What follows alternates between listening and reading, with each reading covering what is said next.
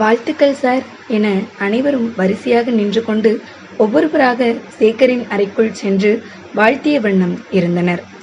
எல்லோரும் வாழ்த்தி முடித்த பின்னர் அவருடைய நண்பர் சுந்தரம் அந்த அறைக்குள் நுழைந்தார். ஜில்லென்று ஏசி காற்று அறையை நிரப்பியிருந்தது. வாழ்த்துக்கள் சார், உங்களுக்கு ப்ரொமோஷன் கிடைச்சதுல எனக்கு ரொம்ப சந்தோஷம் என்று கை குலுக்கினார். நேற்று வரை சேகர் என்று அழைத்து வந்தவர்தான் என்னதான் நண்பராக இருந்தாலும் பதவிக்கு மரியாதை தர வேண்டும் என்பதாலும் அதைவிட அதிகமாக சேகரை நன்கு அறிந்திருந்ததாலும் சார் என்று மட்டுமே அழைத்தார் சுந்தரம். சேகரின் முகத்தில் மகிழ்ச்சியை விட லேசான மமதை தெரிந்தது மாதிரி இருந்தது அவருக்கு. இதையெல்லாம் தாண்டி நமக்குள் என்னப்பா மரியாதை, சேகர் என்று பழைய மாதிரியே கூப்பிடுங்க என்று அறையில் வேறு யாரும் இல்லாத அந்த சமயத்தில் நண்பர் என்கிற முறையில் தன்னிடம் கேட்டிருக்கலாம் என்ற எதிர்பார்ப்பு ஏற்பட்டது சுந்தரத்திற்கு. பின் தன் எதிர்பார்ப்பு கொஞ்சம் அதிகமோ என்று நினைத்து கொண்டார். சேகர் நீண்ட காலமாக இந்த பதவி உயர்வை எதிர்பார்த்து காத்திருந்தவர். இடைநிலை அதிகாரியான சுந்தரத்துக்கு உயர் பதவி உயர்வு கிடைக்க இன்னும் 2-3 ஆண்டுகள் ஆகலாம். ஏதேதோ காரணத்திற்காக அவருக்கு பதவி உயர்வு கிடைக்காமல் இருந்தது. தன் நண்பருக்காவது உயர் பதவி கிடைத்ததே என்பதில் மகிழ்ச்சிதான் சுந்தரத்திற்கு. 55 வயதை தொட்டுவிட்ட சுந்தரத்திற்கு சர்க்கரை மற்றும் இரத்த அழுத்த பாதிப்புகள் இருக்கத்தான் செய்தன. முன்பு ஒருமுறை பக்கத்து சீட்டில் இருக்கும் குமாரிடம் பேசிக் கொண்டிருக்கையில் 54 வயசுல குமாஸ்தாவாக கை கட்டி குனிந்து நிமிர்ந்து வேலை பார்க்க வேண்டியது கொஞ்சம் சிரமமாத்தான் இருக்கு. 50 வயதுக்கு மேல் ஒருவருக்கு பதவி உயர்வு கிடைச்சு உயர் பதவிக்கு போயிடணும் என்ற தன் ஆதங்கத்தை வெளிப்படுத்தியிருந்தார். நல்ல வேளையாக சில மாதங்களுக்கு முன் அவருக்கு இடைநிலை அதிகாரியாக பதவி உயர்வு கிடைத்துவிட்டது. குமார் ஒரு நாள் சுந்தரத்திடம், சார், என் பையனுக்கு 3 வருஷமா நல்ல வேலை கிடைக்கல, டிகிரி படிச்சிருக்கான் என வருத்தத்துடன் சொன்னார். நம்பிக்கையோட முயற்சி பண்ண சொல்லுங்க, உங்க பையனுக்கு நிச்சயமா நல்ல வேலை கிடைச்சிடும். அப்போது குமார் அவரிடம், சார், இப்படி சொல்றேன்னு தப்பா நினைச்சுக்காதீங்க. உங்களுக்கு கீழே வேலை பார்க்குறவங்களுக்கும் நீங்க மரியாதை கொடுத்து அவங்கள உட்கார வச்சு பேசுறீங்க, அடுத்தவங்களோட கருத்தையும் கேட்குறீங்க. ஆனா சேகர் சார் அப்படி இல்லை. இயல்பாகவே அடுத்தவங்க மேல அதிகாரம் செலுத்த வேண்டும் என்ற எண்ணம் அவருக்கு எப்போதும் உண்டு. மேலும் தான் பிடிச்ச முயலுக்கு 3 கால் தானும் நம்பி அதை மற்றவங்களும் ஏத்துக்கணும்னு எதிர்பார்ப்பார் என்றார். மனுஷங்க எல்லாரும் ஒரே மாதிரி இருக்கிறதில்ல குமாரு, ஒவ்வொருத்தரும் ஒரு மாதிரி. ஒரு வகையில அவரை பொறுத்த மட்டில் அவர் செய்யறது சரிதான் என்று நண்பரை விட்டு கொடுக்காமல் சமாளித்தார் சுந்தரம். அன்று சேகரின் அறையில் அலுவலகத்தின் முக்கிய கோப்புகள் பற்றி விவாதிக்க வேண்டியிருந்தது. பல நிமிடங்களாக எதிரில் நின்றபடியே பேசிக்கொண்டிருந்த சுந்தரத்தை சேகர் அமரச் சொல்லவில்லை. வெளியில் வந்த சுந்தரத்திற்கு தன்னை சேகர் அப்படி நடத்தியது ஒருவேளை வேலை மும்மரத்திலா தன்னை அமரச் சொல்ல மறந்துவிட்டாரோ, தனது உடல்நிலை பற்றி நன்கு அறிந்திருந்தும் நீண்ட நேரம் நிற்க வைத்தது தெரிந்தே நடந்ததா அல்லது மறந்துவிட்டாரா என்ற சந்தேகம் ஏனோ ஏற்பட்டது. சேகர் வீட்டிலும் இப்படித்தான். தானே கோலேச்ச வேண்டும் என்பதில் உறுதியாக இருப்பார். மனைவியை அடக்கி ஆழ்வது முதல் பிள்ளைகள் மீது ஆதிக்கம் செய்வது வரை எல்லா முடிவுகளையும் அவரே எடுப்பார். ஆங்கில நாளிதழ்களை அலசி படித்து செய்திகளை அதிகமாக தெரிந்து கொண்டிருப்பதால் தனக்குத்தான் அறிவும் பக்குவமும் புத்திசாலித்தனமும் அதிகம் என்று கருதி கொள்பவர். அவர் மனைவி சாந்தியோ ராமாயணம், மகாபாரதம் மற்றும் அவ்வப்போது கிடைக்கும் நல்ல நாவல்கள் புத்தகங்களை வாசிப்பார். சேகர் தன் மனைவியிடம், சாந்தி, நீ இன்னும் பழைய பஞ்சாங்கமா இருக்கே, வெளி உலகத்தை பார்க்காம உன்ன மாதிரி வீட்டுக்குள்ளேயே கிணத்து தவளையா இருக்கிறவங்களுக்கு மென்டல் மெச்சூரிட்டி ஏற்படுறதில்ல என்று அடிக்கடி நக்கலாக பேசுவார். திருமணமான புதிதில் சேகர் தன்னை பற்றி மனைவியிடம் அதிகமாக தம்பட்டம் அடித்துக் கொள்வார். எனக்கு தெரிஞ்ச மாதிரி இங்கிலீஷில் எழுதுறவங்க எங்கள் ஆஃபீஸில் யாருமே இல்லை, எல்லாரும் அரைகுறை தான். நானும் ஆஃபீஸில் ஒரு சில பேர் மட்டும்தான் மாஸ்டர் டிகிரி, மற்றவங்க எல்லாம் வெறும் டிகிரி தான் என்பார். அப்புறம் ஒரு விஷயத்த உன்கிட்ட மறைக்க விரும்பலை. காலேஜ் படிக்கிறப்ப ஒரு பெண் என்னை காதலிச்சா. என் மேலே ரொம்ப மரியாதையும் அன்பாவும் இருப்பா. என்னோட அறிவையும் திறமையையும் ரொம்ப பாராட்டுவா. ஆனால் அவங்க வீட்டில் தான் பிடிவாதமாக வெளிநாட்டில் வேலை பார்க்குற ஒருத்தனுக்கு அவளை கட்டி கொடுத்துட்டாங்க. என்னைய மாதிரி புத்திசாலி கணவன் கிடைக்கல அவளுக்கு என தன்னை பற்றி பெருமையுடன் சொன்னார்.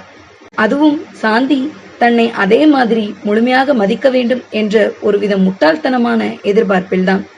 அடிக்கடி சாந்தியை அந்த பெண்ணுடன் கம்பேர் செய்து செய்து பேசி அவரின் மனதை புண்படுத்தியதுதான் மிச்சம். இந்த கதை பொய்யாக இருக்குமோ என்ற சந்தேகம் எப்போதாவது ஏற்படுவதுண்டு கமலத்திற்கு. சேகர் ஒருமுறை சாந்தியிடம், திருமணத்திற்கு முன் உன்னை யாராவது காதலித்தார்களா அல்லது நீ யாரையாவது என்று கேட்டுவிட்டார். அப்படி எதுவும் இல்லைங்க. சாந்தியின் பதிலை கேட்டதில் அவருக்கு உள்ளூர மன நிம்மதியும் மகிழ்ச்சியும் ஏற்பட்டது. பதில் வேறு விதமாக இருந்திருந்தால் ஒருவேளை அவர் மனைவியை விவாகரத்து கூட செய்திருக்கலாம். இருந்தாலும் தன் நிம்மதியையும் சந்தோஷத்தையும் வெளிப்படுத்திக் கொள்ளாமல் அதையும் ஒரு விதமாக தன் சுயநலத்திற்காக பயன்படுத்தி பேசுவார். காதலை உணர்ந்தவர்களுக்குத்தான் எந்த சூழலிலும் அடுத்தவங்களுக்காக விட்டு கொடுத்து போக தெரியும் என்று தன் மனைவி தன்னிடம் எல்லா நிலைமையிலும் விட்டு கொடுத்து நடந்து கொள்ள வேண்டும் என உணர்த்துவது போல் குத்தி காட்டி பேசுவார். கோபம் வரும் வேளைகளில் மனைவியிடம் அவர் கை ஓங்கி விடுவதும் உண்டு. மனைவியோ அவரை பற்றி நன்கு புரிந்து வைத்திருந்ததால் அவரிடம் அதிகம் விவாதம் செய்யாமல் விட்டு கொடுத்து போய்விடுவாள். இப்படியே வருடங்கள் கழிய சேகர் பதவி ஓய்வு பெறும் நாளும் வந்தது. ஓய்வு பெற்ற மறுநாள் முதல் இனி தன்னை யாரும் மதிக்க மாட்டார்களோ என்ற பயம் உள்ளுக்குள் ஏற்பட்டது. வீட்டில் மனைவியும் மகனும் கூட எங்கே தன்னை மதிக்காமல் போகும் நிலை வருமோ என்றும் நினைக்கத் தொடங்கினார். அன்றைய தினம் அலுவலகத்தில் நண்பர் சுந்தரத்தை தவிர மற்ற சக ஊழியர்கள் முகத்தில் ஒருவித அதீத மகிழ்ச்சியோடு இருப்பது போல் இருந்தது. அன்று சேகர் வீட்டில் நுழைந்து சாய்வு நாற்காலியில் அமர்ந்தபோது அலுவலகத்தில் அவர் தினமும் அமரும் அந்த பெரிய சுழல் இருக்கையின் உருவம் மின்னலாய் வந்து மறைந்து போனது. அத்துடன் நீண்ட பெருமூச்சும் வெளிப்பட்டது. ஒரே நாளில் எல்லாம் மாறிவிட்டதாக நினைத்தார். வீட்டில் ஏசி இருந்தாலும் பகல் முழுவதும் போட்டு அனுபவிக்க முடியாது. மனைவி சாந்தி காஃபி டம்ளரும் கையுமாக வந்து நின்றாள். கணவரின் முகம் களையிழந்திருக்க, என்ன விஷயம், ஏன் டல்லா இருக்கீங்க என கேட்டாள். அதெல்லாம் ஒண்ணுமில்ல, நீ போய் உன் வேலையை பாரு என்றார் அதட்டலாய்.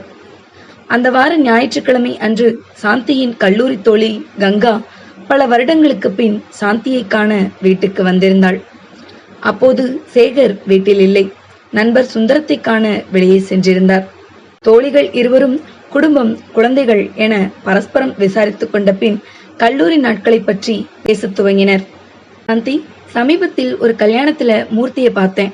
ஆனா அவசரமா புறப்பட வேண்டியிருந்ததால சரியா பேச முடியல.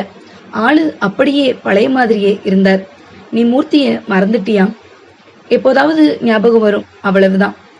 ஒருவேளை நீ உன்னை காதலிச்ச மூர்த்திய கல்யாணம் பண்ணியிருந்தா இன்னும் சந்தோஷமா வாழ்ந்திருப்பேன்னு எனக்கு தோணுது.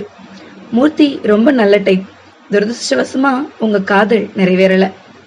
இருக்கலாம், ஆனா இவர் கூட நான் நல்லாதான் இருக்கேன். கணவன் மனைவி உறவுல யாராவது ஒருத்தர் ஒரு சமயத்துல விட்டு கொடுக்கணும். இங்க பெரும்பாலும் நானே விட்டு கொடுத்து போறேன், அவ்வளவுதான். உன்னை திருத்த முடியாது. சரி, உன் காதலை பத்தி எப்போதாவது உன் வீட்டுக்கார்கிட்ட பேசியிருக்கியா? என்ன கேள்வி இது கங்கா? இத்தனை வருடங்களுக்கு பிறகு எந்த மனைவி கணவனிடம் இவ்வளவு மனம் திறந்து பேச முடியும்? அது மட்டுமில்ல, முடிஞ்சு போன விஷயத்த பத்தி இப்ப பேசி என்ன பிரயோஜனம்? விடு. உன் நெருங்கிய தோழியான என்கிட்ட உன் மனசுல இருக்கிறத சொல்லிடி என வற்புறுத்தினாள் கங்கா. ஆண்கள் தங்கள் முன்னால் காதலை பெருமையா சொல்லிக்கிற மாதிரி பெண்களால அதை பத்தி எல்லாம் பேசக்கூட முடியறதில்ல. அதை தாங்கிக்கிற மனோபாவம் நிறைய ஆண்களுக்கு இருக்கிறதில்ல. உண்மையா நடந்ததை சொன்னாலும் சில விஷயங்களை மறைக்கிறாங்களோன்னு சந்தேகப்படுறவங்களும் இருக்காங்க. மேலும் தான் எப்படி இருந்தாலும் தன் மனைவி மட்டும் யாரையும் காதலித்திருக்க கூடாதுன்னு எதிர்பார்க்கிறவங்களும் இருக்காங்க. என் கணவர்கிட்ட எதையும் மறைக்க விரும்பல. அவருக்கு உண்மையாவே இருக்க விரும்புறேன். இது போன்ற விஷயங்களை ஏத்துக்கவும் வாழ்க்கை துணைய முழுமையா புரிஞ்சுக்கிற மனப்பக்குவமும் மனமுதிர்ச்சியும் வேணும். அது ஒவ்வொருவருக்கும் ஒரு காலகட்டத்துல வரும். சிலருக்கு அந்த மனப்பக்குவம் இயல்பாவே இருக்கும், சிலருக்கு முதுமையில தான் வரலாம். ஆனா என் கணவருக்கு அந்த மனமுதிர்ச்சி இருப்பதால் அவரிடம் நான் முன்பே சொல்லி இருக்கிறேன். அவரும் அதை பக்குவமா புரிஞ்சுக்கிட்டார் என்று பொய் சொன்னாள் சாந்தி. இந்த காலத்திற்கு பிறகு வந்த தோழியை பார்த்த சந்தோஷத்தில் வாசல் கதவின் தாழ்பாலை சரியாக போடாமல் வந்து அறைக்குள் அமர்ந்து பேசிக் கொண்டிருந்தாள் சாந்தி. கதவு சத்தமில்லாமல் திறந்து கொள்ள உள்ளே நுழைந்த சேகர் அனைத்தையும் கேட்டுவிட்டார். எதையும் வெளிக்காட்டிக் கொள்ளாமல் போர்ட்டிகோவில் செய்தித்தாள் படிப்பது மாதிரி அமர்ந்திருந்த சேகருக்கு உள்ளுக்குள் ஏதோ உடைந்து போனது மாதிரி இருந்தது. முதல் முறையாக தனது மனைவியின் மனமுதிர்ச்சியின் முன் தான் மண்டியிடுவது மாதிரி உணர்ந்தார் சேகர்.